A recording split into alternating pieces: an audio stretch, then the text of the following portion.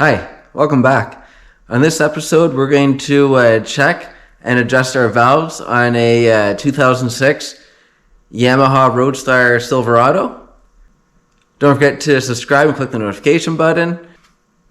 Also, check me out on Instagram at Clara Garage. Alright, let's get started. Alright, I've already pulled the seat and the gas tank off. If you need to know how to remove your gas tank and your gauge cluster and all that stuff, check out episode 24, and we go through that in quite a bit of detail.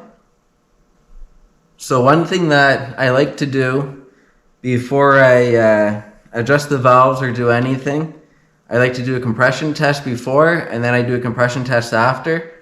This way, if I make any adjustments to the valves, I can do a compression test after, and if my compression is way worse or way better, I know that I adjust them the right way or the wrong way, and then I know if I need to reassess and get back into it or not. So when I did my compression test, I had 160 psi on my front cylinder, which is actually cylinder number 2, and I had 155 psi on my back cylinder, which is cylinder number 1. And when you do your compression test, you always want to be wide open throttle, because you want your butterfly open, you want your choke off, because you want to suck as much air into those cylinders to give a accurate reading, and you also want to do it on a cold engine. And when you're adjusting your valves, you also want to do those on a cold engine as well at room temperature. You don't want to go out for a ride, the engine's hot, check your valves, because they'll be different than when they're cold. Alright, so I've actually gone ahead and loosened off all the bolts on the valve covers. I haven't removed the valve covers yet, but I have loosened all the bolts to save some recording time. So we'll look over them all right now. So this is on our back cylinder. We have bolts running all along the perimeter. These bolts under here are a little bit harder to get at. And then we got our bolts all along here, and underneath here, and underneath here. And same thing on the front. There's a bunch of bolts all the way around. And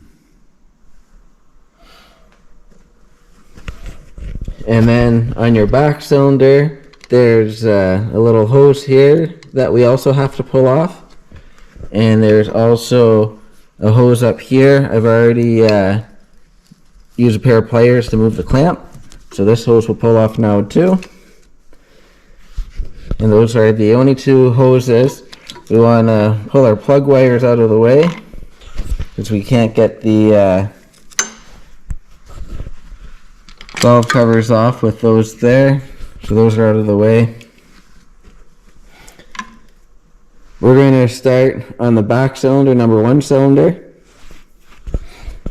And before I started this job, I also took air wand and I blew out all around the spark plugs, all up in here, all over, to make sure that when I have the plugs out of the cylinder head and when I have the valve covers off, that there's a less likely chance of any dirt or debris falling into the valve train or into the cylinder, because that will cause you issues down the road.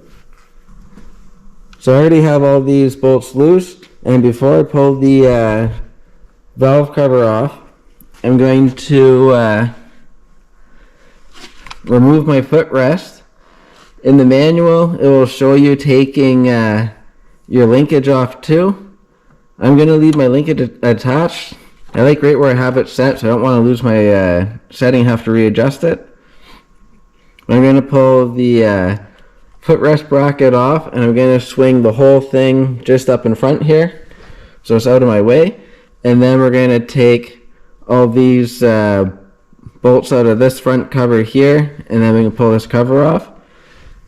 And all your hardware on your valve covers and on this side cover here, they're all a M5 Allen key.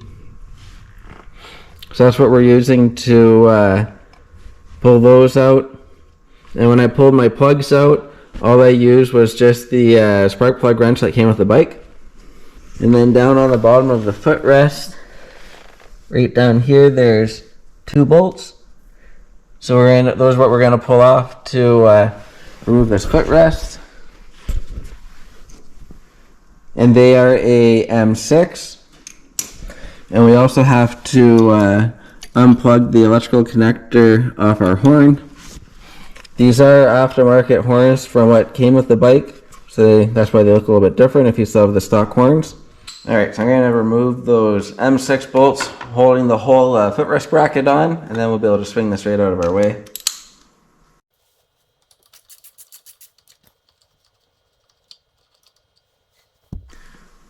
So that's what those bolts look like there.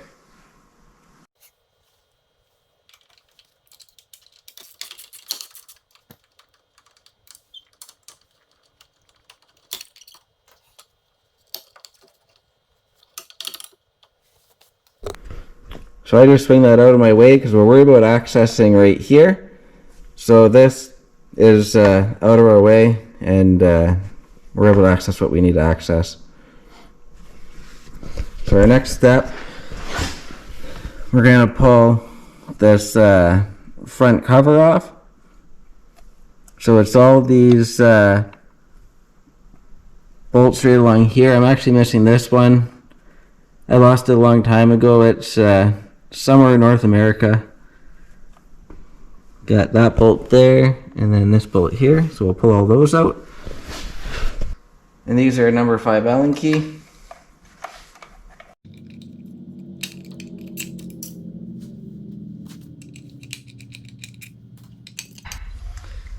And then we're able to pull our cover off. And now what we're left with, we should have 2 dowel pins, 1 dowel pin up here, and 1 dowel pin down there. And now the next thing that we want to do, we want to pull these 2 covers out. This cover gives us access to the crank, so we're able to spin the motor. And this one gives us access to see the timing marks. We know when we're at top dead center on each cylinder. So I just use a big screwdriver and loosen them both off. And I had pre-cleaned around here. I had the cover off yesterday, and I made sure that there's no dirt just to speed things up a little bit. And there's the other one giving us access to that nut, or to that bolt. So now we're able to grab a socket that will fit on there, and we're always going to turn it counterclockwise. That's the way the engine rotates. And that bolt is a 19 mil socket, and you want to make sure that your socket is clean, no dirt or debris, because you are inside your engine. Any dirt or debris that falls in that hole has the option to cycle through your whole engine and wreak havoc, so you want to keep an eye on that, or be conscious of that. So now we're going to pull all the hardware off our back valve cover, and then we're going to carefully slide that out. There's not much room, but we can do it. So while I'm doing that, I'm actually going to put these plugs back in loosely, just so I help alleviate any chance of anything falling in the engine. But we have our right socket, and we're good to do it.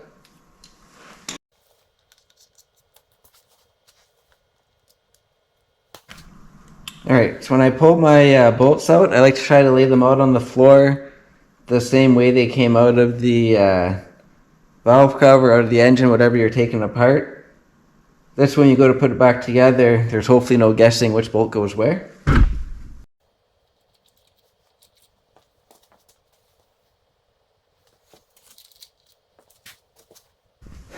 So now we have our hoses off, we have our plug wires out of the way.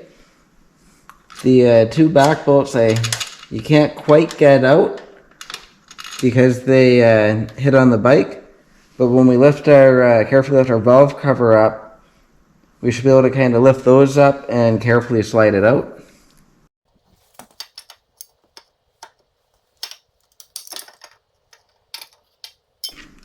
And when we take it out, we go towards the exhaust side because this lift in the cover doesn't clear the frame. So we have to go that way. We can't come this way. And those are those two bolts that we're not able to get out. So now we're going to set this the way it was oriented over on our clean spot. Alright, at a quick glance, this is what it looks like.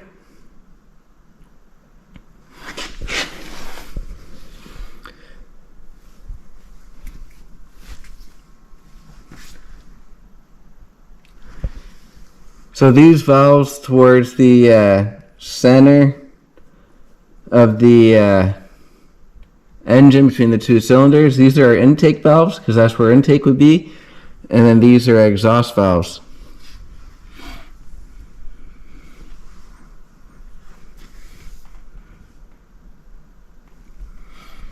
And then adjusting one valve for the intake, we'll adjust both of them, and then same with the exhaust. It'll adjust both of them. And we'll go to the other side. We can kind of see right here. Those are our push rods. So here's a little better look here. Here's our push rods coming up. And that's what runs inside of here. So now we're going to remove one plug from each cylinder, just because it makes it a lot easier to roll the engine over. There's no compression that way, so the engine just rolls over much easier. So I already have the plugs all loose. So I'm just going to unscrew them. So I'm going to take the two plugs out on this side, but you could take the two plugs out on the other side too. It doesn't matter, as long as you have one from each cylinder out, and then you have no compression that can build up. And these plugs are looking pretty good. A little bit old, but they're looking pretty good.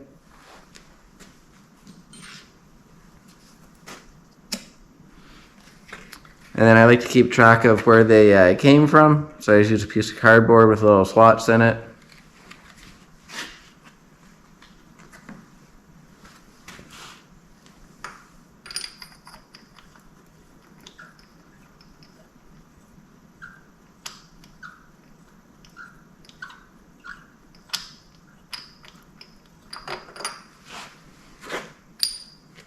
And that looks good as well.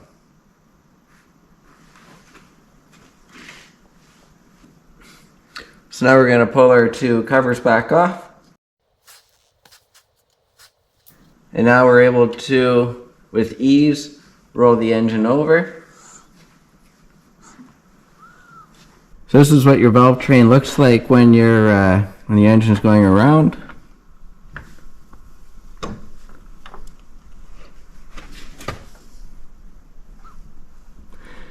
So we can see these valves right here just started to move.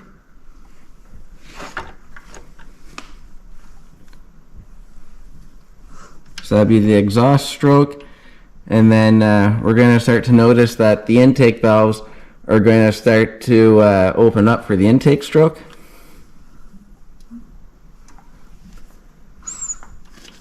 And now the intake valves come back up.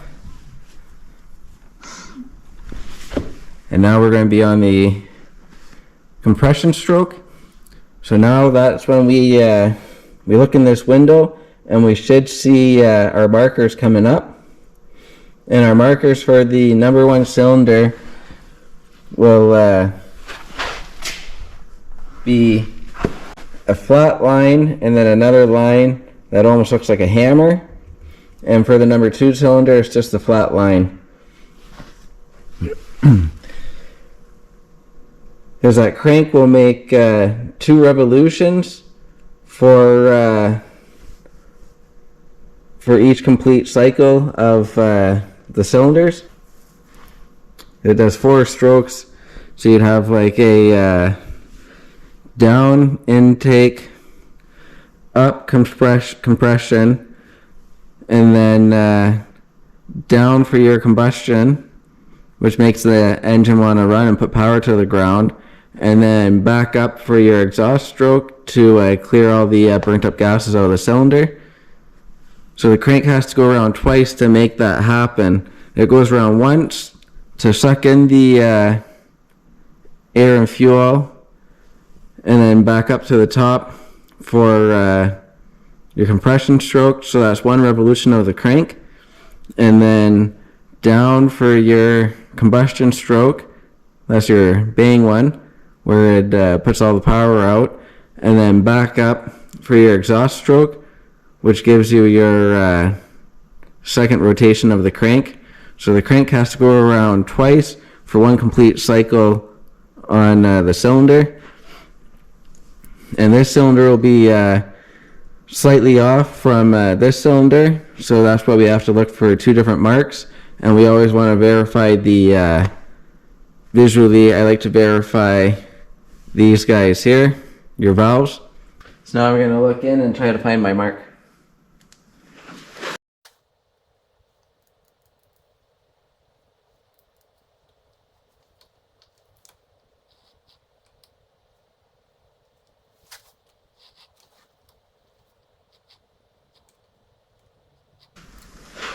So my marks are there. When I move it back and forth, there's no movement up here.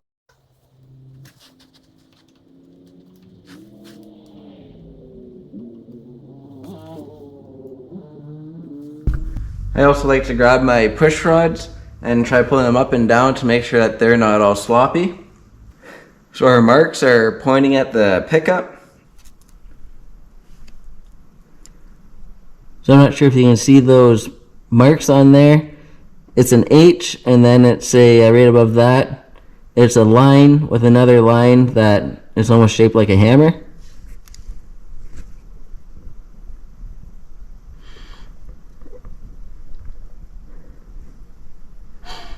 And that little black thing that we see is the pickup, and it should be pointing at that. And that is the marks for your number one cylinder. But like I said, I always like to watch the valves as I go and make sure that they're on the compression stroke. Because I can turn that around again, and because I should be at top dead center as well. But I should be able to turn that around again. I should be able to see that mark, but my valves will be should be in a different location. So when I bring this back around to this spot here, we should be able to see that mark again, but our valves will be in a different location.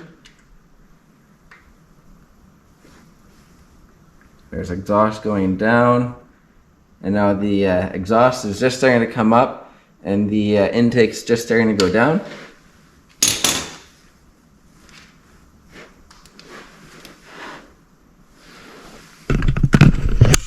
And we are able to see that marking again, but we're actually not on the stroke that we want to be on, because these valves are on their way up, the exhaust, and these valves are on their way down. So if we do that again now, turn this one full revolution, so this is back where it's at, we'll be where we want to be. And we can watch the valves right now. The exhaust came up, the intake went down, there's half our revolution, and now we're back up. None of the valves are moving, and we should be able to see our mark again. And there's our mark there, and we're where we want to be. So now we can go to the next step of checking our valve clearances. Alright, on this bike, both the intake and exhaust valves want the same clearance. So they want to be from 0 to 0.04 millimeter at the biggest tolerance, which is 0 to 0.0016 of an inch. And that is for both the intake and exhaust. These are hydraulic lifters in this bike. So we're going to grab our 0.04 feeler gauge.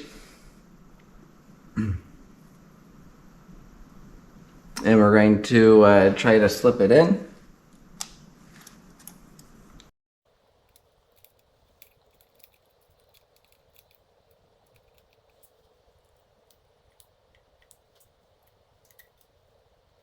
So we can't fit it in on either of them. So technically that should be good, but we're going to loosen these off just a hair, and we're going to verify we're 100% at the right spot. So to adjust these adjusters, you're going to need a 10 millimeter wrench to break the nut free. And then a 6.5 mil socket you can make work, or a 3 millimeter wrench. So we're going to put our wrench on the nut, and then we're going to hold the other wrench on the top to keep it in place, and then we're going to break it free.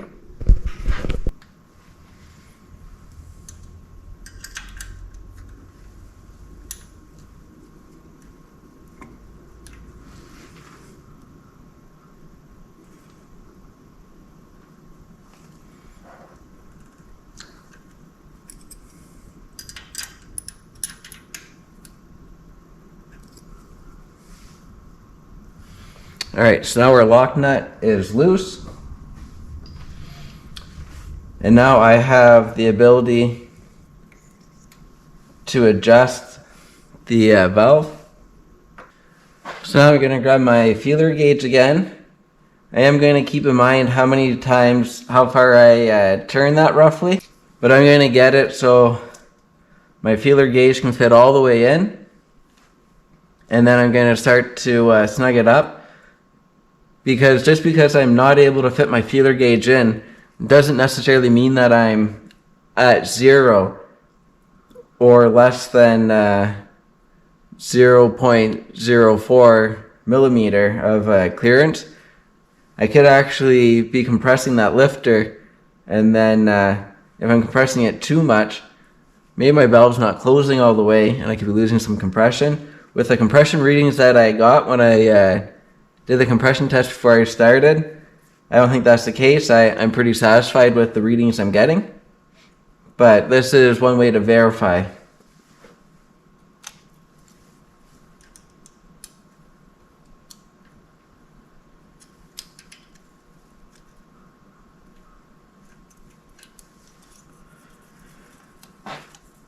So as we can see now, I can fit my feeler gauge in there, and it's way too loose.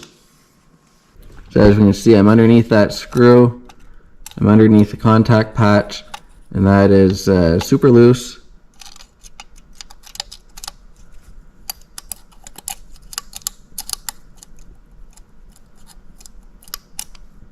So we're going to start to snug this up. And that was a quarter turn loose that I gave it. So I know I'm pretty close with where it was set up.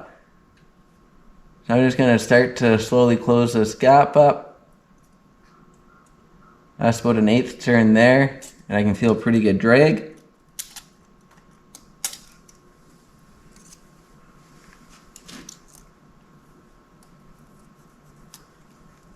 I'm still able to get that in, so I'm going to keep going.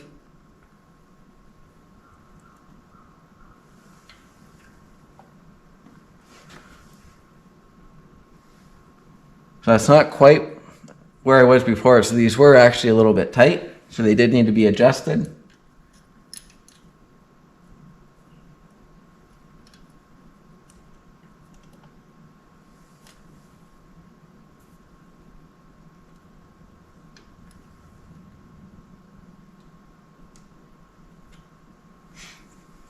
And as I move that screw, or that adjuster, I can actually feel when I'm free floating and just as I'm making contact with the top of that valve.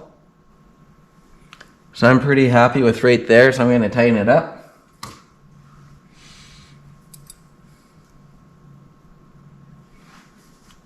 So it's the same thing as loosening it. So we're going to put our wrench on, but this time we're going to tighten the wrench, and we're going to use our little wrench on the top to keep that adjusted where we have it. Because if we don't put the wrench on the top, when we tighten it, that adjuster might actually spin a little bit with it, throwing our valves out of adjustment and not even realizing it.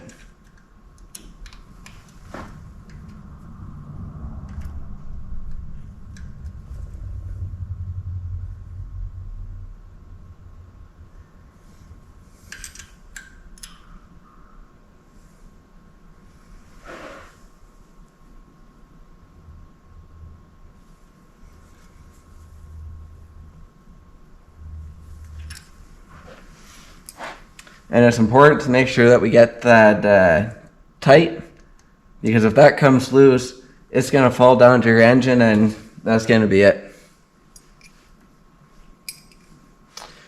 So now we're going to do the same thing on the exhaust.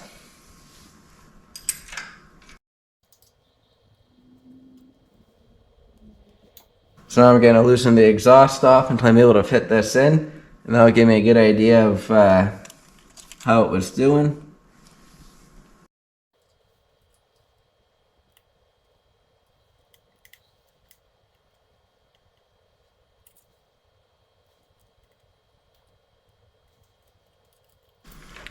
Alright, that's pretty good there. So now we're going to do the same thing, but in reverse. We're going to put our wrench on, we're going to hold the adjuster where we want it, and then we're going to tighten the wrench and be done with this side.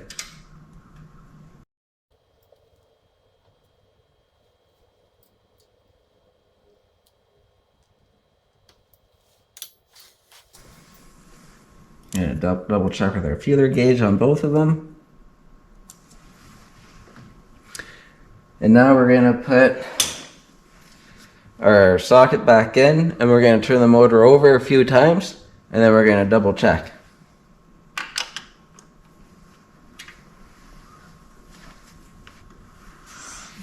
There's 1, 2, so that's 1 complete cycle. 1, 2, that's 2 complete cycles. 3 complete cycles. 1, 2, and that's 4 complete cycles. And we'll do one more. Watching our exhaust valve go down. Now our intake's going down. Exhaust is up. Coming back around for the compression stroke.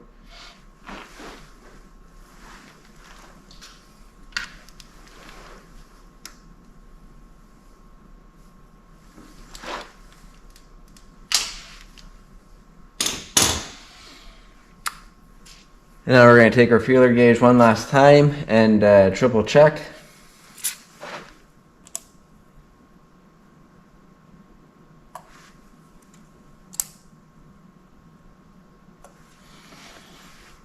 So that's good.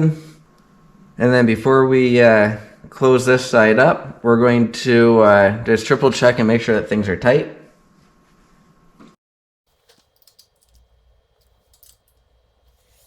Alright, things are tight. We double checked, now we can put the valve cover back on. Alright, so I'm not sure how easy it was to see in the bike, so I'm going to do a little demonstration of what we're actually doing. So this carriage bolt in my hand is going to simulate the rocker arm and our adjustment on it. And then this carriage bolt in the vise, this is simulating the top of our valve.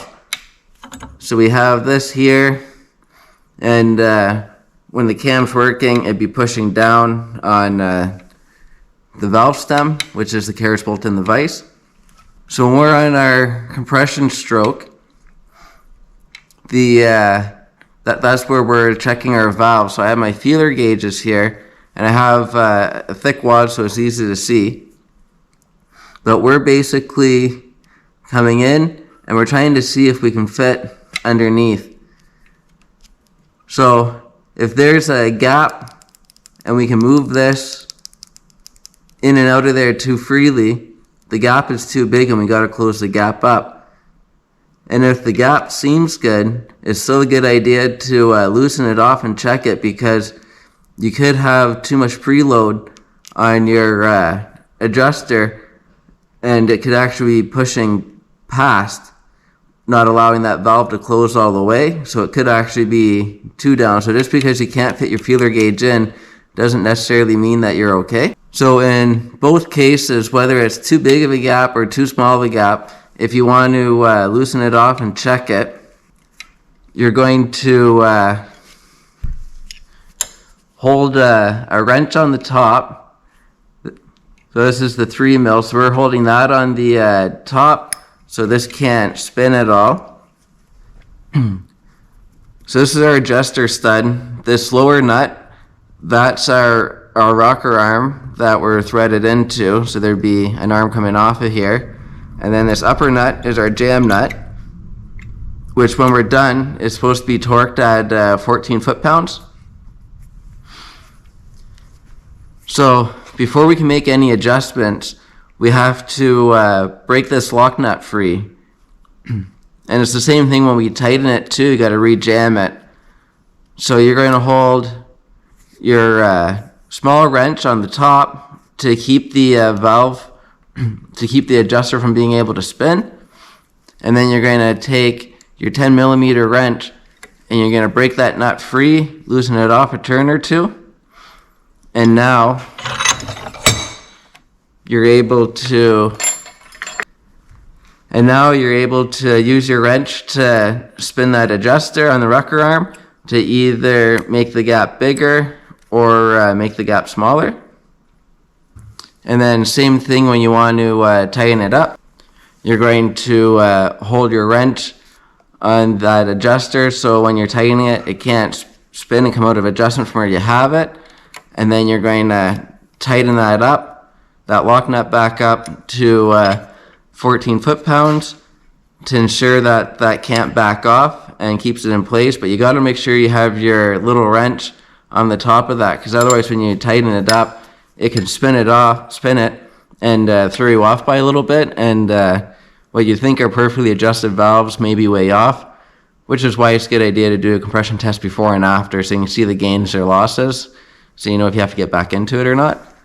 So now that we have that lock nut free, we want to be able to fit our feeler gauges in. So if they're too tight, we're going to take our wrench and we're going to open it up. So we're going to turn it counterclockwise, and then we're able to fit our feeler gauges in.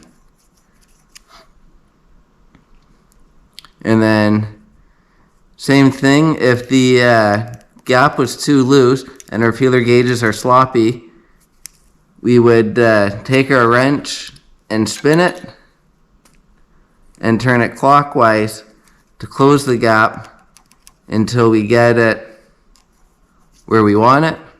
On these bikes, since they're hydraulic, I like to have it adjusted so it's just about touching, so it's just off. So instead of, in my case, instead of having like a whole wad of feeler gauges in there, so it'd be just a little bit, just your smallest feeler gauge most likely. Because we're supposed to be from 0 to 0.04 millimeter of a gap. So say each one of these feeler gauges were 1 millimeter, that you don't want to be at your biggest gap, and you don't want to necessarily be right at completely zero. You kind of want to be, or I like to be right at that 1 mil or 0.01 millish area. It leaves me a little bit of room for expansion as the engine heats up, but it also isn't as violent every time the cam wants to open up. It's not clanging, so it'll help keep your valve train a little bit quieter. If you have a really big gap and you're coming down, you'll get that noise. Where if you have just a little tiny gap, you get just a little tiny noise, and if it was just touching, you wouldn't have any noise at all. That would sound like that. So then when you get it where you want it, you tighten up that lock nut. You have your wrench on top keeping things in place, and you tighten that lock nut up to 14 pounds. So I hope this little demonstration helps a little bit for what we're doing and how we're doing it, because I know it is not the easiest place to see on camera working on the bike. So just in case, I'll throw this in too, and it will hopefully help clear things up a bit. And don't hesitate to ask any questions if you need to ask questions. All right, before we start slipping our valve cover on, first thing we want to do, we want to put the plug for this cylinder back in. And we're also going to put the plug for the front cylinder in while we're thinking about it, because we're going to be removing that valve cover next. So we just want to eliminate the opportunity for anything to fall inside the cylinders. And I always put them back where they came from. And I just put them in a few turns just so nothing can fall in. And I'm going to put my plugs in the bottom back in too, just to eliminate any chance for any dirt or anything falling in there while I'm taking off the other valve cover. I'm going to do that while I'm thinking about it.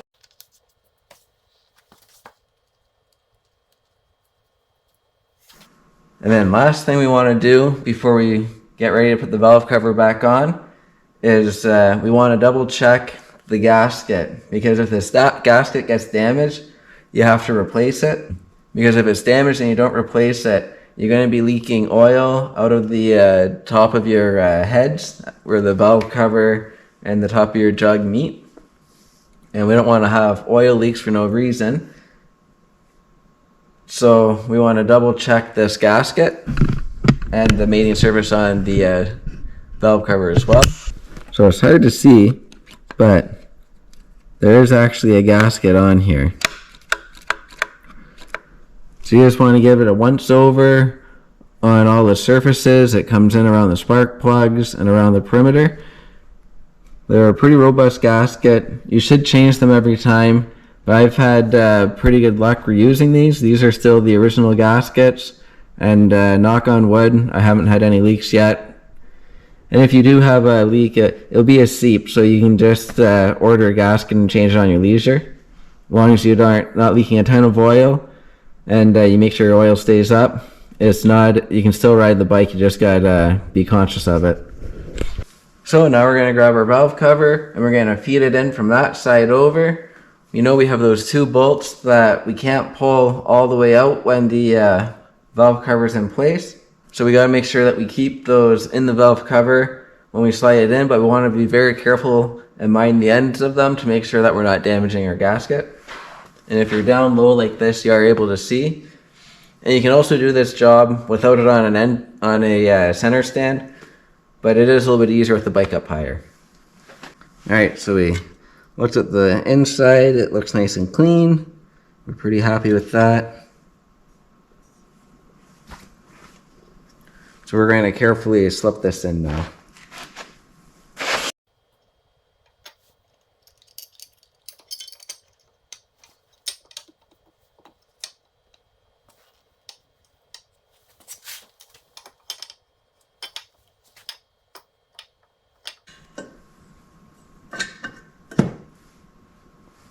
Perfect. And when you line up all your dowels and everything, it should just slip right into place. And now we can get all our hardware back in so we don't lose anything.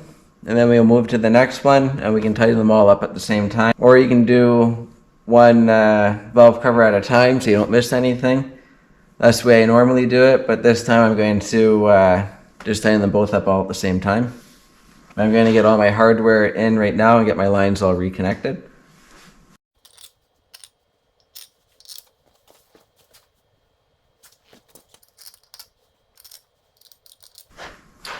Alright, I got those snug. I'm going to slip those vacuum lines back on. And I'll go back to tying those up after. When I was taking these out, I did use an assortment of things. So I used my ratchet with my 5 mil Allen key on it for all the easy ones. And then I use the regular 5 mil Allen key for some of them. I was also able to use a on my 1/4" drive Allen key socket deal. And then some of them there's not much clearance, so I used a 1/4" wrench and a 5 mil that would go into like a screwdriver type of thing, and I was able to get on it that way and get it out. Because some of them there's not a lot of room. The front cylinder is actually our easier cylinder because there's a little more room to work. So I got the all the hardware out of the front cylinder, which is our number 2 cylinder. I'm ready to pull the valve cover off and we can start checking those valves. One thing that I'll make a note of, on my bike I got a highway bar on it, so I had to loosen that off. I was able to loosen it off, take some of the hardware out, roll it out of the way and tighten it back up so I didn't have to take it all the way off. So as you can see, it's you can see this gap here, that should be tight. So I'm about 1.5 inches, because otherwise it comes back. And it's not bad on this side, but on the other side there's about 1/4 inch or less of clearance. So it makes it really hard, if not impossible, to get the valve cover off. So I just roll it forward and then gives me a little more working room. So now we're ready to carefully lift this off and get it out. And on the front there's a lot more room, so you can get all the hardware out. So it should come off pretty easy and be pretty painless.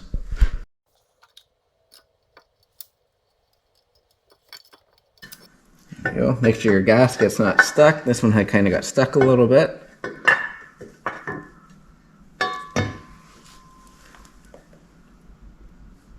Looks pretty good.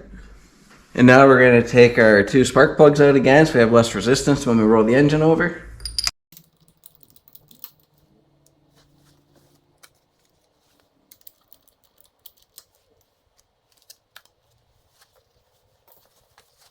And now we can take our plugs back out from underneath. And now we're going to roll the engine over and find our mark on down on the crank. So I usually just roll it over and watch the valve movement, and then that gets me really close pretty much every time. So right now we can see the exhaust valve going down. It's coming back up. And nothing. Intake's going down, coming up, and then the exhaust is going down, and then coming up. So probably somewhere right around here. Alright, we got that right where we want it. So on our number 2 cylinder, it's just a line. And on the crank, it shows it not very far different from the number 1 cylinder, but they are about, I think it's like 420 degrees separated from each other. And looking in, right there's our line right there that we look for the number 2.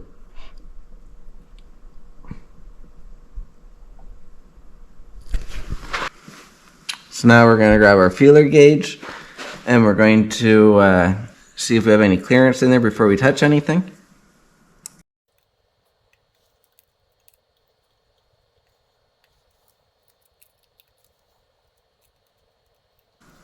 Alright, so there's no room.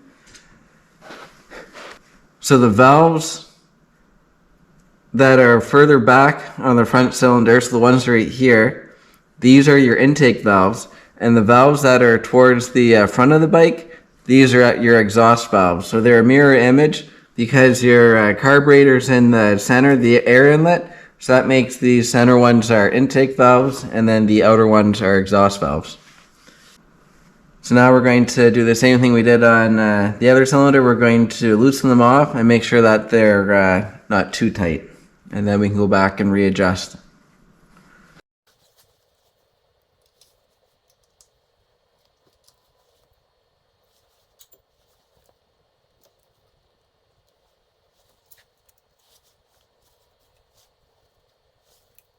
So the intake on this side Felt like they're adjusted pretty good. So we're going to put them back to where they were.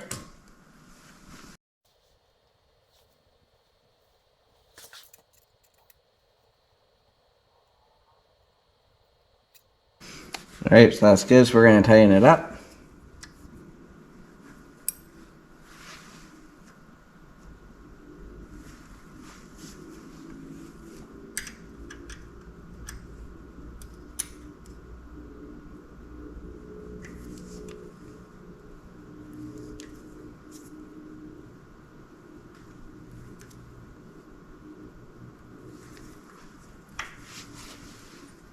And now we're going to check our exhaust valve.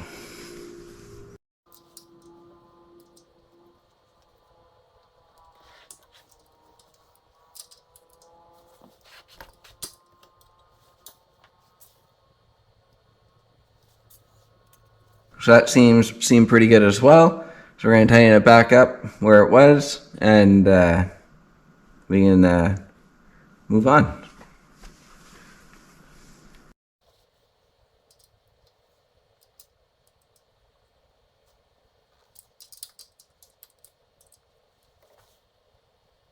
Alright, that's tight. So now we can roll the engine over a few times, and then we can triple check, and then we're good to start closing it up.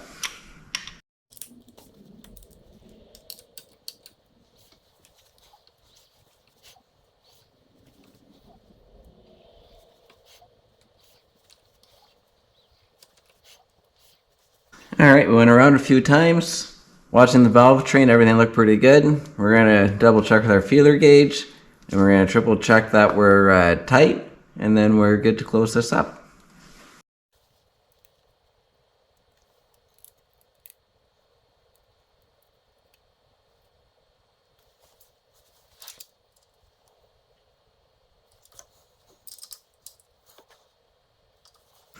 Alright, that looks pretty good.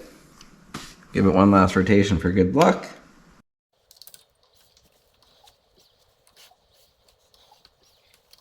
Alright, now we're going to put our plugs back in on the bottom, and we can tighten them up because they don't need back in.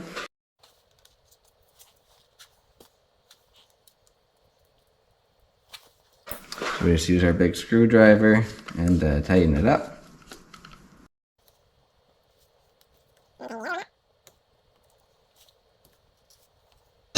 So those are tight. And now we're going to put our spark plugs back in so we can't drop anything down the spark plug holes.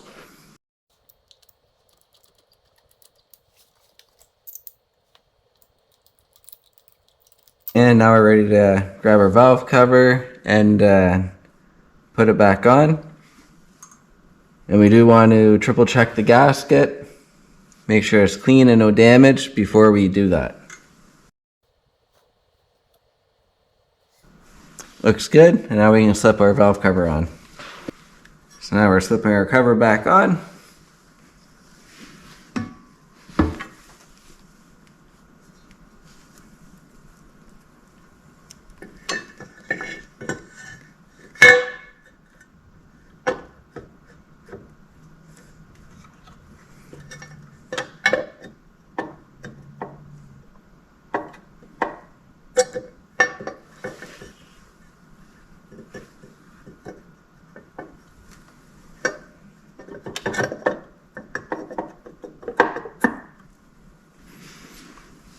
Perfect, that slipped on nice.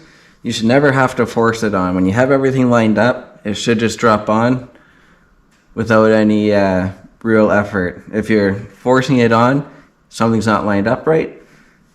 So we got that on the dowels. And now we're going to put all our hardware back in.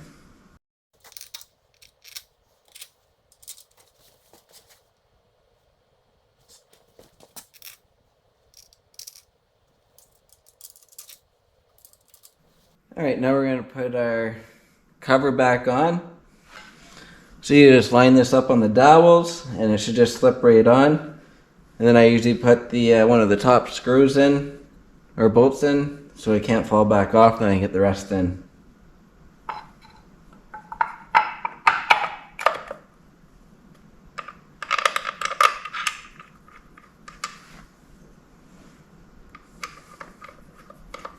Perfect, now we can get the rest of the hardware in.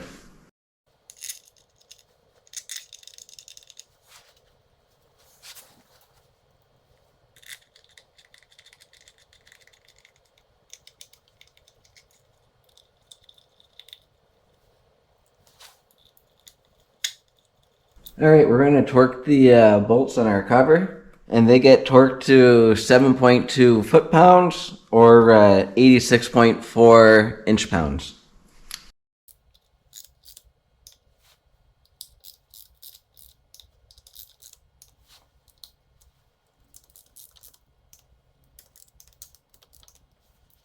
Alright, next thing we're going to do, we're going to put our footrest back on. I'm going to plug my horn back in so it's a little bit easier to see.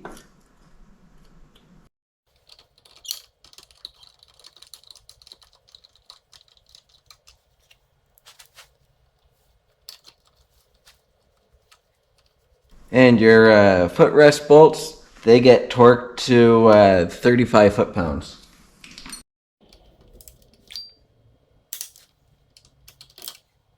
Next thing we need to do is tighten and torque our valve cover bolts, and they all get tightened to 7.2 foot-pounds or 86.4 inch-pounds.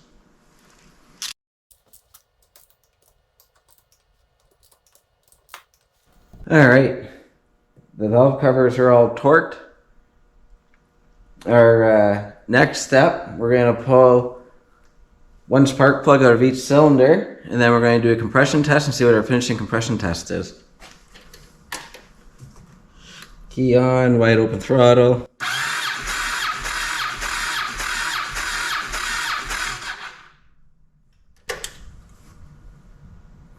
And there's our 160. And we're expecting about 155, 160 on this one.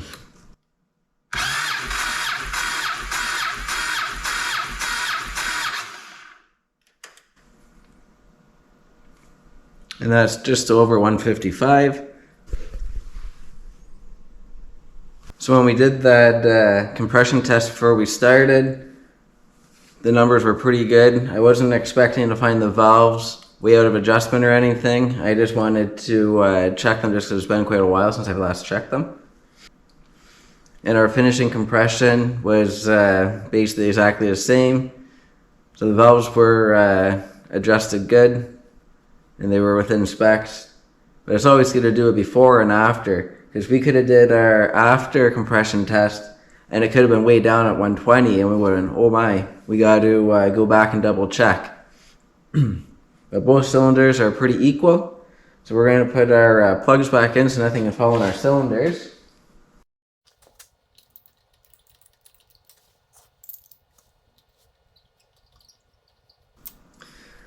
So while you have your tank and everything off, that's a good time to wax up your valve cover so they look nice. I'm going to do that before I put it back together. And it's also not a bad idea to put new spark plugs in. I'm going to be recording another video later this week on this bike. And I'm going to change the coils, plug wires, plug caps, and new spark plugs. I'm just waiting for the parts to come in. So the bike's going to sit like this for probably about 2 days, but it'll give you a chance to clean the air filter and check some of the electrical underneath the tank and underneath the seat. Have a big trip coming up, putting about 10,000 plus kilometers on in about 10 days. So I want to give the bike a good once over and make sure that it's good. One thing I'd like to point out between what the manual says and the way that I check my valves is the manual wants you to pull the side cover off on the exhaust side of the bike, this cover right here. So the manual shows you pulling this cover off. So the only reason the manual shows you pulling that cover off, you have a gear on the crank, and then you have a gear on the cam. And the crank, as we've seen when we're looking at the valves, and the crank will go around 2 revolutions for 1 revolution of that cam gear.